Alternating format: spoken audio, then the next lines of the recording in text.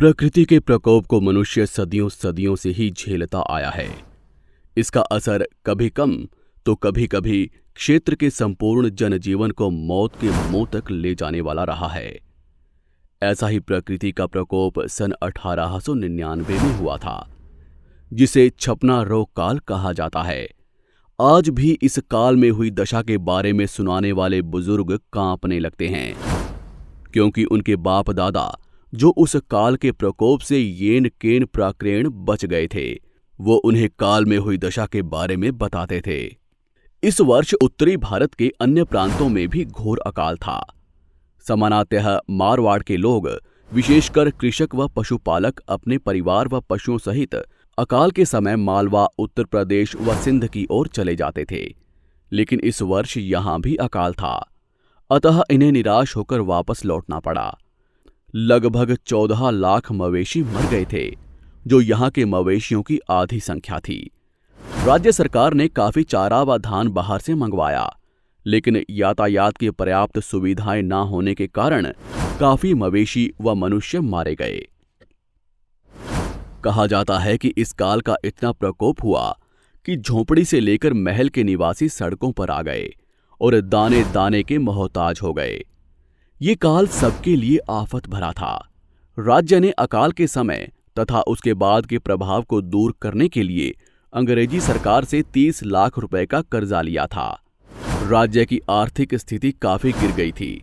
महंगाई लगभग 25% तक बढ़ गई थी। हजारों लोग हैजे के कारण मर गए थे। इस वर्ष वर्षा भी अधिक हुई व खेतों में फसलें भी अच्छी हुई, लेकिन फसल काटने वाले ही नहीं थे, इसलिए इस वर्ष भी धान की कमी रही। अकाल, हैजा व मलेरिया के प्रकोप के कारण 1901 की जनगणना के अनुसार यहाँ की आबादी 19,38,565 ही रह गई, जबकि 1891 की जनगणना में मारवाड़ की जनसंख्या 25,28,178 थी। हालात इतने ज्यादा खराब हो गए थे कि लोग सोने की मोहरें लेकर अनाज को ढूंढ रहे थे, लेकिन कोई सोने की मोहरें लेकर भी धान देने को तैयार नहीं था, क्योंकि जिनके पास धान था वो खुद चिंतित थे कि न जाने काल कितना लंबा चलेगा।